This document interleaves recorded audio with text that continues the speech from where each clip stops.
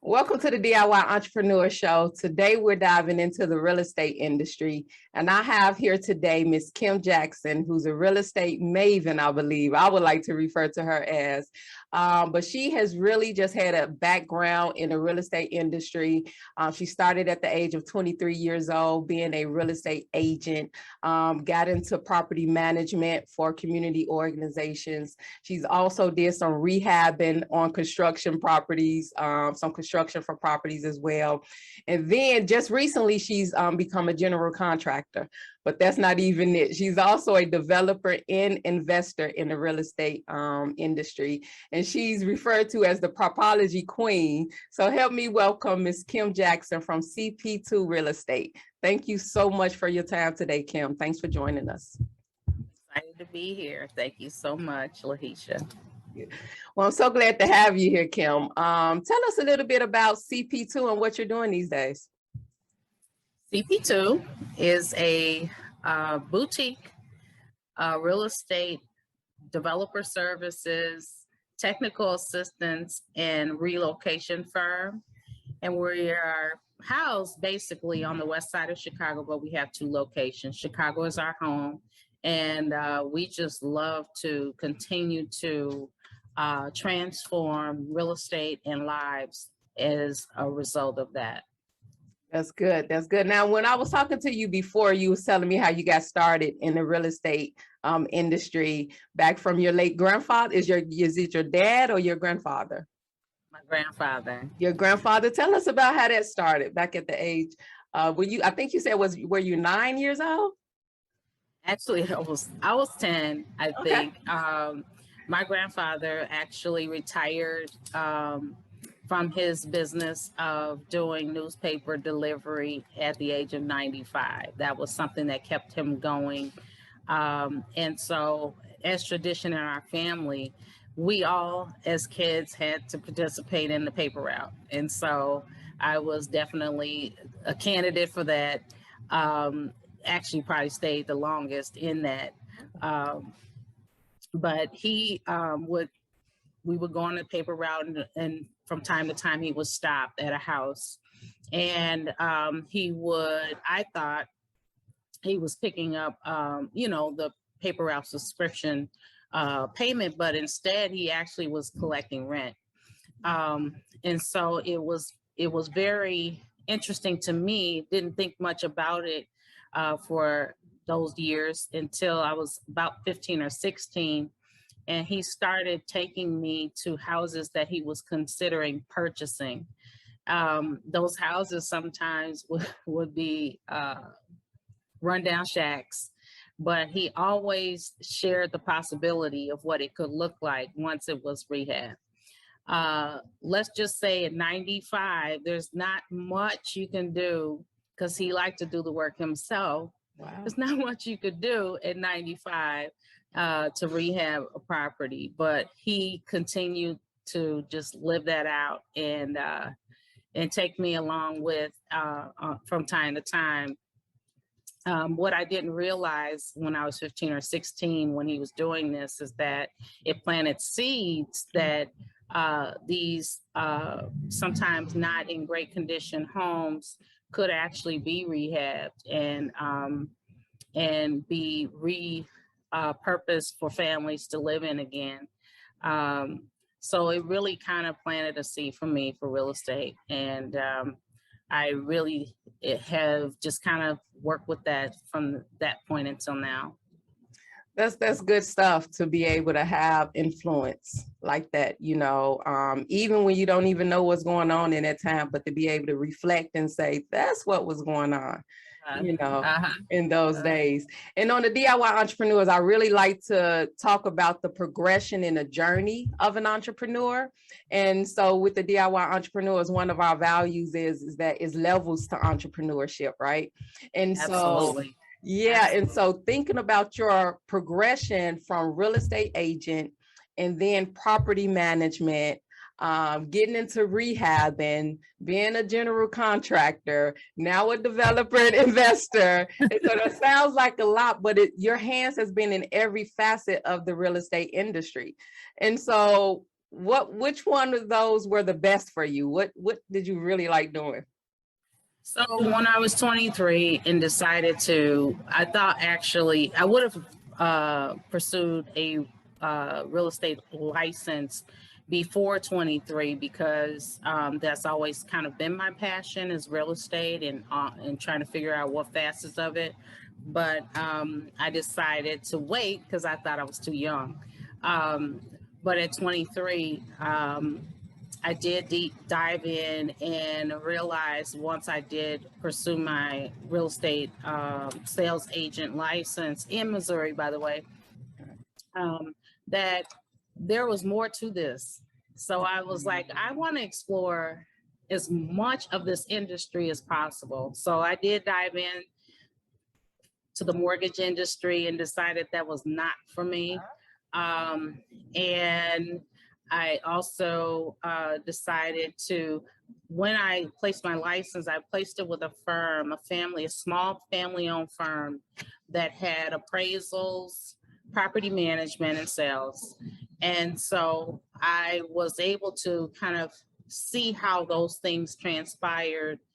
Appraising just didn't cut it for me, but I definitely wanted to look more into property management. So I actually did dive right on in to property management with a housing authority, actually. And my first assignment was to manage scattered sites, which were single family homes in a suburban area of Kansas City. What transpired there was I really was thrown into the fiery furnace, if you want to say that, because at the time, the housing authority had kind of silently purchased quite a few single family homes in this one area and placed residents who were in mid-rise public housing into these single family homes with yards and all of that. And they didn't know how to maintain a house, let alone, a yard or anything like that. So it became very interesting, but nonetheless, property management became my passion simply because I was able to really impact people's lives where they live. I know that there's the construction outside, so I apologize if you hear what, today is construction. So it's coming in. So I apologize if you hear that. No problem. Property management for a few years was definitely what I love to do. And property management also has a lot of different facets as well. So real estate is so complex and so intriguing to me. Never thought about a property management company per se, but nonetheless, that's what I ended up doing at some point along the way for an organization that I used to lead. So the evolution of property management meant that I was making sure that families had a apartment most of the time, sometimes homes, single family homes and flats that they were comfortable in, that they felt like their families could thrive and that their needs were met and that they felt like this was home to them. That was important to me to ensure that that happened. And environments are so important to our daily lives. We don't really, I think sometimes we take for granted our environments, but our environments really do shape who we are and who we can become. And so for me, that was important to make sure that that environment was one that was welcoming, but also one that people could actually thrive in, that families can thrive in. Okay. And now you mentioned a piece of that project that I now understand a little bit more in, based on when we talked before, the relocation of other people. Yeah, that whole mindset that you spelled out, you know, they brought them from a mid-rise to single family housing, and they actually expected them to do the the upkeep of the lawn and things like that to act as. Now, were they still renting the single family homes? Because the place owned it, right? And so they expected the residents to kind of take the trash out, put it on the curb on trash day, you know, water the grass. Yes, that was the expectation. And so, you know, we definitely sometimes put ourselves in places and make decisions that aren't the best. And I feel like it's a learning experience when those things happen. And I definitely have used those learning experience to shape decisions that I make now. Right, because you do that with CP2. You're involved with helping people relocate, and there's a part of that. What explain to us what that, because that's another level of real estate. That's another, you know, industry of real estate, right? And so explain to us what work goes into that transferring and relocation, you know, making a client make sure that they have all their things in a row so it could be a successful project. Well, first and foremost, a lot of us have relocated, right? Mm-hmm. And usually moving or whatever that goes along with that, typically what happens is it's a stressful situation. Mm-hmm. Moving, when we've had to move, things happen, it's stressful, right? Mm-hmm. And so CP2 comes in and helps property owners or companies relocate households in dozens and dozens. In this particular instance, is about 100 households that will have to be moved, and they have to be moved to a different apartment while their unit is being rehabbed, and then relocate them back to their apartment that was just rehabbed. So we help them with the integral details to ensure the families are moved out of the apartment or house and then relocated back in sync with the construction timeline and those types of things. So and according to the Uniform Relocation Act, which is a federal regulation for any time you're dealing with public funds, mm-hmm. you need to ensure that you are complying with the Uniform Relocation Act. So we have fun with that. Yeah, I'm sure. A lot of paperwork and crossing of the T's and dotting of the I's and all of that good stuff. So in that preparing that company to relocate and then relocate or transfer, whatever the term is, get them back into what was just rehab. Is there any type of training with the mindset, or what other external trainings that you may have to make the company realize that they need to input? Well, a lot of it has to do with training the staff that are working with these families that are having to move. It's a lot of hand holding. Right now I'm working with a group of seniors. And so, you know, seniors don't like to move. They like to stay put. They like their own, you know, environment, the one that they've been accustomed to. And so disrupting any of that can be a challenge for them. So it really is about just making them comfortable and understanding that this is temporary. It won't, you know, be something that's so disruptive that it will disrupt your daily life, that we try to make that as considered as possible to that particular household. Mm-hmm. And basically what we do is coach the management staff through that.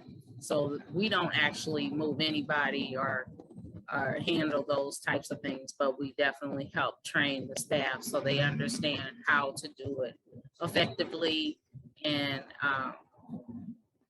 with kindness mm-hmm. and put the patient's hat on and process. So yeah. So yeah, I would imagine that there has to be some hand holding through the process, especially with seniors. You know, you're moving them out to a temporary, they're moving them back. So I can understand the you know, the frustrations that they may have and the work that goes into helping them to understand, you know. And most of this particular project that we're working on right now is in Wisconsin. So it's not that it has to be local. You know, these are the benefits of being remote. It has its advantages, but it has some disadvantages. Yeah. But yeah, we definitely are ensuring that the relocation happens smoothly, and again, documentation is done properly, and the households are fully comfortable and informed about what's about to happen. That's good. And I know you've had a extensive background in working in the communities and affordable housing. From property management, what facilitated the movement to rehab? And I remember you were, you know, lead over a big rehabbing project on the west side of Chicago in the North Lawndale community. And so tell me about that transition and how you got into the bricks and building and the rehab and all of that good stuff. Well, interesting enough, on the property management side, I did join an organization in a neighborhood that has been overlooked for many years, helping to revitalize that neighborhood over the last 25 years or so has been really fun. Seeing buildings that were just not, they were abandoned for years and for decades, come back to life, and be a part of that transition has been awesome. But on the property management side is where I started there. And of course, awaiting the rehab to happen so that these families could be excited and enjoy their new places. I really, from my, again, teen year experiences with my grandfather, rehab has definitely been something that I've always loved, because I love to see the transition old to new. And so had an opportunity in '99 to participate in a program at the University of Illinois, Chicago, which helped people like myself that are practitioners in the field to go to that next level for the development side. So that was a great thing, because it exposed me to all of the opportunities with development, doing the budgets and financing, as well as the construction side. So I became, after that, the director of housing and development, which meant that projects that were awaiting rehab were now my responsibility. So that was a fun thing for me. I had an opportunity to basically see projects that were in demo court now become home to hundreds of families. So over the years, that's basically what I've been doing, and not only in Chicago, but in Maryland. Spent a couple of years in Maryland, having HUD properties and selling those, and also doing some new construction there. So it's been a lifelong journey, and one that I've loved to do. Yeah, I forgot you mentioned that you've been licensed in 3 states, right?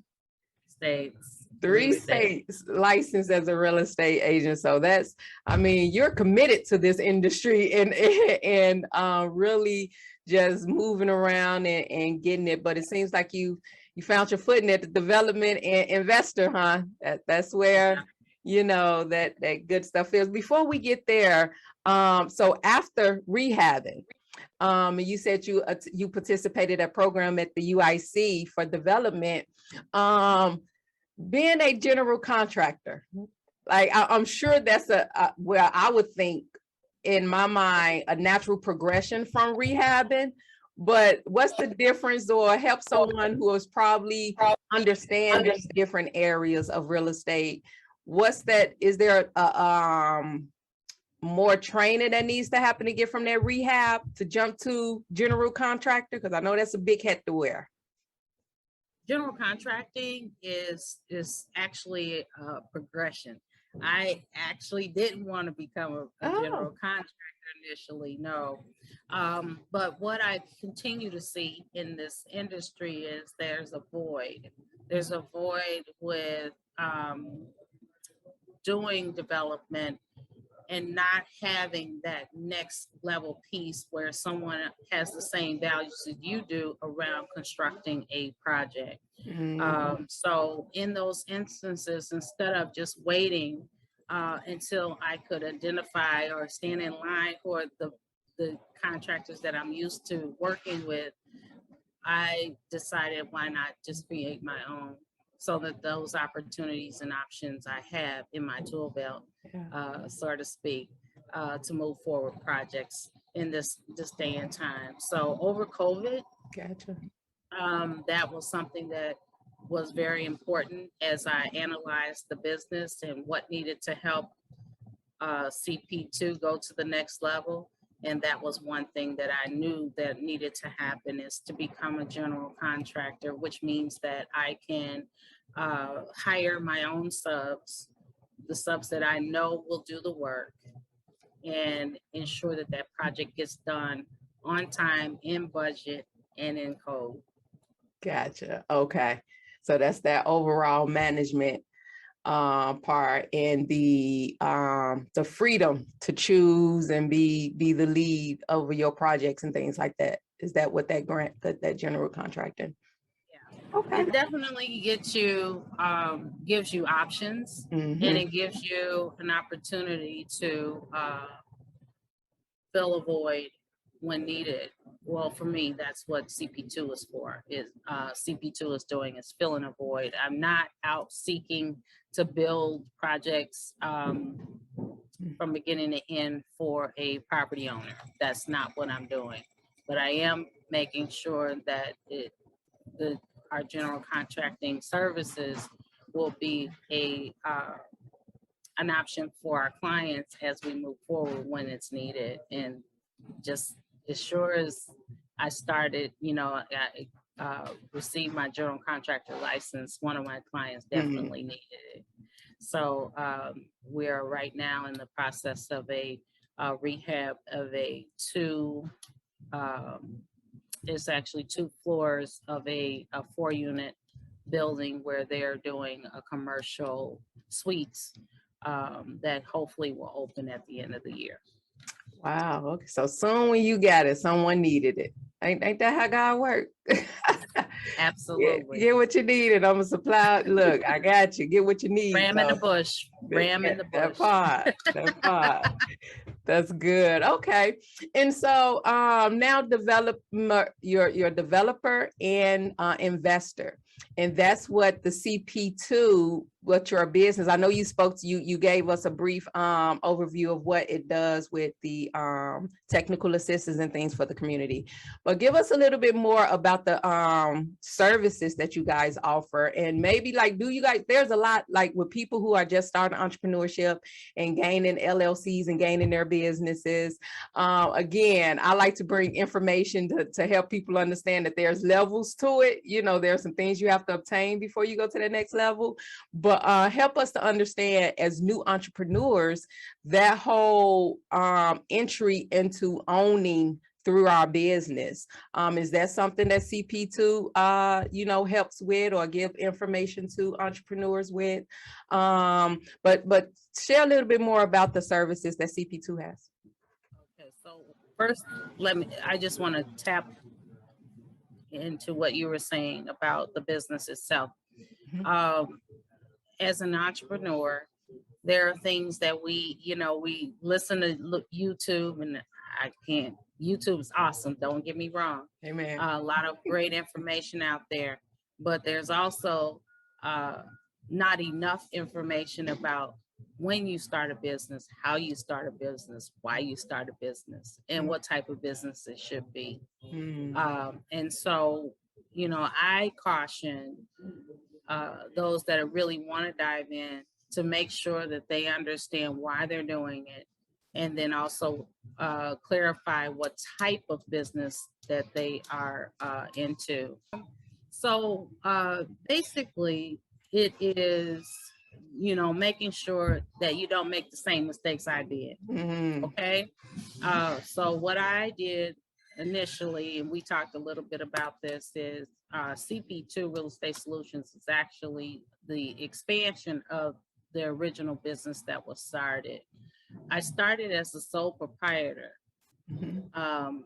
Community Pro Partners was the name, is the name of the sole proprietor business, which means that it's me, only me, and my social security number, Mhm. which in small thinking, it's not a big deal. But if you're really going to take your business to the next level, that is never going to work. Yeah. You need to make sure that you're protected.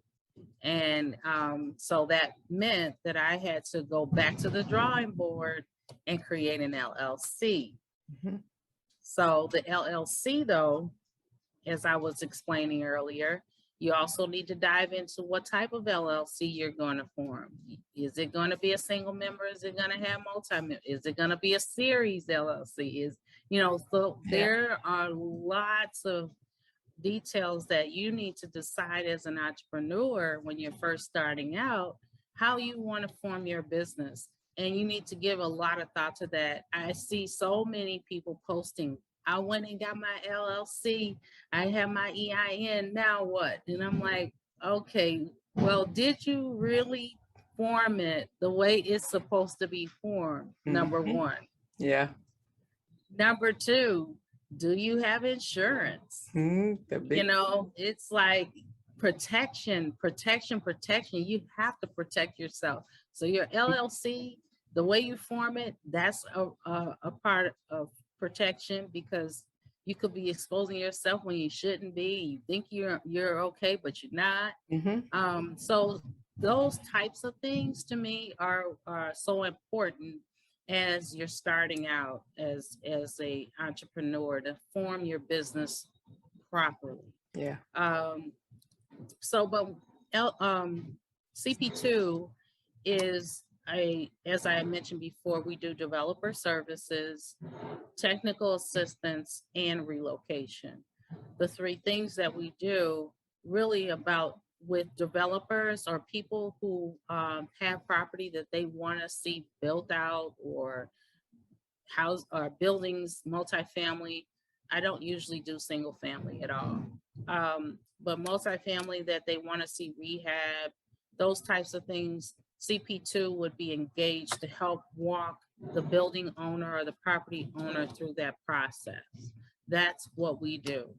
Typically, that is at least at a minimum a 3-year process. So we're in for a while with different of our clients. And it's exciting to get to the finish line and see how that ribbon is cut and people are happy and families are able to call this new place home. Mhm. So that's the developer services side of what we do.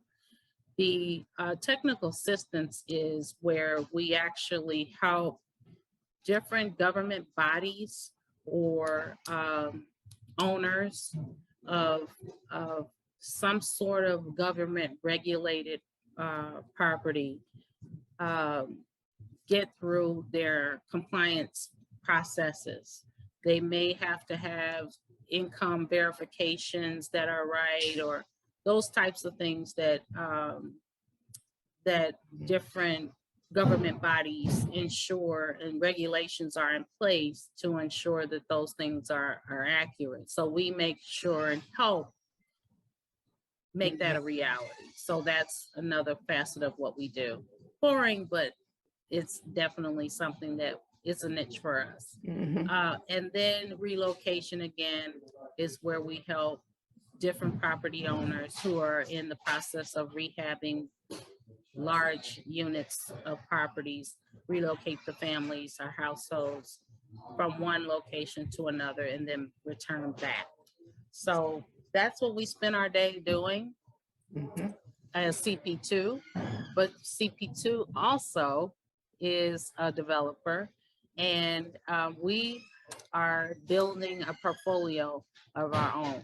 So we're in the process, infancy stages of building a portfolio of our own, but we're excited about being able to do that, because that is something that if we're talking about long-term viability, we need to ensure that we have several streams of income and one business.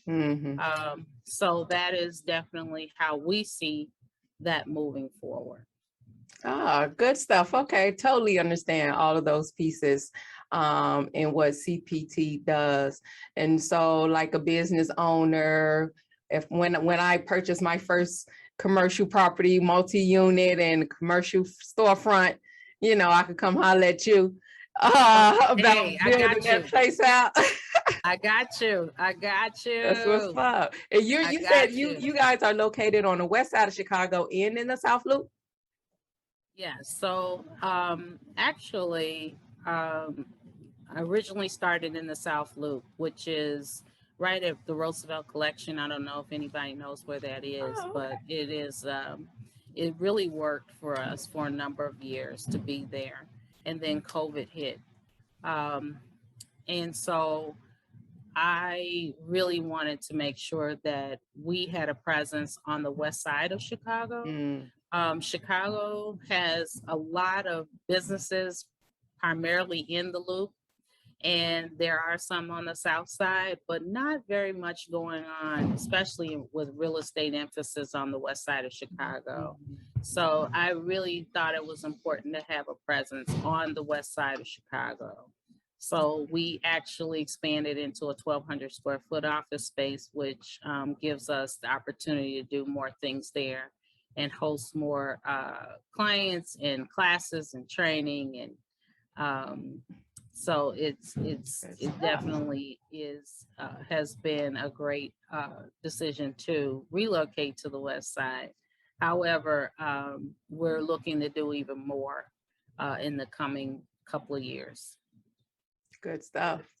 Good stuff. And I'm hoping, looking to be, you know, involved as far as hiring you, you know, hiring the company to build out some things. Because listen, especially on the west side of Chicago, like you said, there's some need over there. There's definitely, there's opportunity. And so, you know, there are quite a few projects that are happening on the planning stages of happening, but we could always use more. So we have a lot of work to do, and I'm all here for it. We understand, you know, being the Maven, and I know you've won awards and things. I'll definitely post your bio in the description, but I am so honored that you came in and spoke with us. I know I respect your wealth of information, your background, your experience, especially in real estate, you know, and definitely appreciate your time. So, and being with us. So thank you again. Before we end, as we wrap up, I know you were talking about just some of the things that entrepreneurs really want to, you know, need to kind of start out understanding. And, you know, you said a very important piece as far as knowing what you want and the information that's out on the internet and YouTube, you know, definitely taking advantage of it. But I think what you said was sit with someone that kind of has some experience and could sit down and understand, and don't really feed into the hype of the YouTube and the Instagram posts and things, because everything that you start is going to take some work, you know, to build, especially if you want it to be lasting. And so if you could leave us with a couple of words of what, you know, just the pandemic, coming out of the pandemic, and the need for entrepreneurs, and the need in the industry for real estate, the different opportunities that we could get, you know, and I'm sorry I sidetracked, but, you know, I was hearing about the need of African-American home appraisers and home inspectors in the industry. And so really looking to bring on people that have started those things that could teach other people, maybe have a, you know, a training of Black appraisers, but the need for the real estate industry and the opportunities based on what you see post-COVID. How can you give us direction in us new entrepreneurs? I think as we were talking before, I hope it was apparent that starting out as a real estate agent is not the end. And that when you see opportunities, you should actually try and pursue those opportunities. So, for instance, right now during COVID, there are a lot of real estate agents. Everybody want to become a real estate agent. Oh my goodness. And I actually use my real estate license for access. I don't go out, I don't have a sign hanging, trying to get people to buy and sell. No, that's not what I do. My real estate license is used for access or information and pursue opportunities to purchase or help a client to purchase property or sell nonetheless. And so what I'm saying is we really need to think about what is the void right now and how you can fill it. And those voids, as you mentioned, are appraisers. There's not enough appraisers. There's a demand, huge demand for appraisers. I actually purchased a property earlier this summer and was ready to close, but they couldn't get an appraiser out. It was going to take them 30 days from the time that they ordered it in order for them to come out. And then it's going to take a couple of weeks for them to actually process the appraisal. So that is something that clearly needs to beef up that part of the industry. So if anybody's considering that, if you have a real estate license, you can definitely do an appraisal license as well. Very similar testing process from what I understand.